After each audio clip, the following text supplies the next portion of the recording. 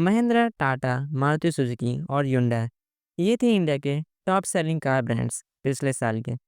लेकिन इस लिस्ट में कुछ मिसिंग नहीं लग रहा। जी हाँ, मैं रेनॉल्ट की बात कर रहा हूँ। एक फ्रेंच कार मेकर जो इस लिस्ट में होना डेफिनेटली डिजर्व करता है। तो आज हम बात करने वाले हैं एक सवाल की जो इंडियन ऑटो दुनिया में चर्चा में है। रेनॉल्ट इंडिया में क्यों अपना मार्केट शेयर कंटिन्यूसली हारे जा रहा है। तो तैयार हो जाओ, क्योंकि ये कहानी है one of the largest French automobile maker की। रेनॉल्ट ने ऑफिशियली इंडिया में कदम 2005 में रखा, लेकिन असली शुरुआत हुई एक पार्टनरशिप से। उन्होंने महिंद्रा एंड महिंद्रा के साथ हाथ मिलाया और बनाया महिंद्रा रेनॉल्ट लिमिटेड। प्लान था कि रेनॉल्ट की ग्लोबल एक्सपर्टीज को इंडियन सड़कों पर लाना और महिंद्रा एंड महिंद्रा के लोकल नॉलेज और नेटवर्क का फ़ायदा उठाना। पहली गाड़ी थी रेनॉल्ट लोगन, एक सिंपल सेडान जो 2007 में लॉन्च हुई। प्राइस ठीक ठाक, स्पेस अच्छा, मिडिल क्लास बायर्स के लिए परफेक्ट। लेकिन सिर्फ 4000 यूनिट्स ही बिक पाई इसके पूरे टाइम पीरियड में। इसका बॉक्सी डिज़ाइन लोगों को कुछ खास पसंद नहीं आया। फीचर्स भी कम थे और मारुति हुंडई से कंपटीशन टफ था। लगभग 2 सालों में ही मारुति और रेनॉल्ट की पार्टनरशिप में दिक्कत आना शुरू हो गई। इस जॉइंट वेंचर में कंट्रोलिंग स्टेक महिंद्रा के पास थी, जिसके कारण डिसीजन मेकिंग में रेनॉल्ट के हाथ बंधे हुए थे। और लोगन को अनसक्सेसफुल होते हुए देखकर रेनॉल्ट ने 2010 में महिंद्रा का स्टेक खरीद लिया। असली ट्विस्ट 2011 में आया, जब रेनॉल्ट ने फुल कंट्रोल लिया और गियर बदला, फ्लुएंस और कोलेंस को लॉन्च किया। लेकिन ये इंपोर्टेड मॉडल्स थे एंड एज अ रिजल्ट ये दोनों ही फेल हो गए। फिर आया साल 2012। रेनॉल्ट ने लॉन्च की अपनी डस्टर, एक मजबूत, सस्ती, कॉम्पैक्ट एसयूवी जो आते संग ही इंडियन बायर्स के दिल पर छा गई। सिर्फ 3 सालों में ही रेनॉल्ट ने डस्टर की 1 लाख प्लस यूनिट्स बेच दी।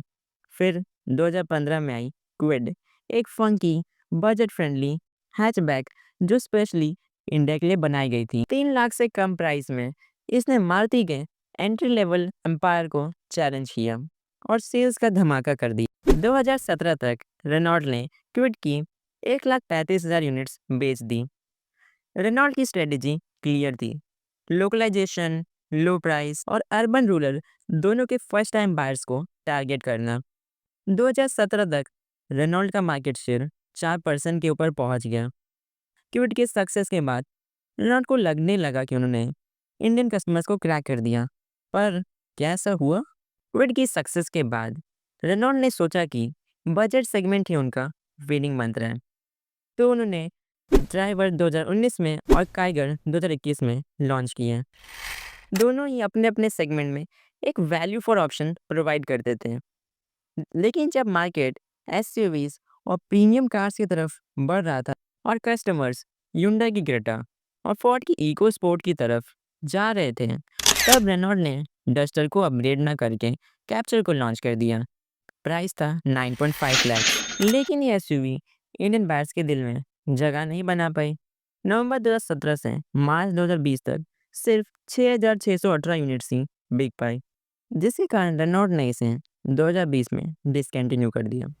और अब 2020 आते आते डस्टर की भी सेल्स में काफ़ी गिरावट आ चुकी थी, जिसके कारण इसे भी 2020 में बंद कर दिया गया। रेनॉल्ट ने अपनी दूसरी सबसे सक्सेसफुल कार क्विड को आज तक सिर्फ एक ही फेसलिफ्ट दिया है, जहां बाकी कंपनीज हर 2 से 3 सालों में गाड़ियों की फेसलिफ्ट ला देते हैं और कंस्टेंटली उन्हें अपग्रेड करते रहते हैं। वहीं पर रेनॉल्ट ने अपनी कार्स को समय के साथ अपडेट नहीं किया। आज रेनॉल्ट का ये हाल हो गया है कि एक समय में जहाँ रेनॉल्ट ने अपनी डस्टर और क्विड की मदद से 4% के ऊपर तक का मार्केट शेयर कैप्चर कर लिया था, वहीं आज ये घटकर सिर्फ 1.3% पर आ चुका है। और जहां बाकी ब्रांड्स के पोर्टफोलियो में आपको कम से कम एक ईवी तो देखने को मिल ही जाएगी, वहीं रेनॉल्ट ने आज तक अपनी एक भी ईवी इंडियन मार्केट में लॉन्च नहीं की। रेनॉल्ट के फ्यूचर प्लान्स इंडिया में काफ़ी एक्साइटिंग है और कंपनी अपना गेम स्ट्रॉन्ग करने की तैयारी में भी है। रेनॉल्ट का प्लान है कि 2027 तक 5 नए मॉडल्स लॉन्च करें इंडिया में, जिसमें से 2 एसयूवीज़, एक बी प्लस सेगमेंट और एक सी सेगमेंट में, और एक ईवी भी शामिल है।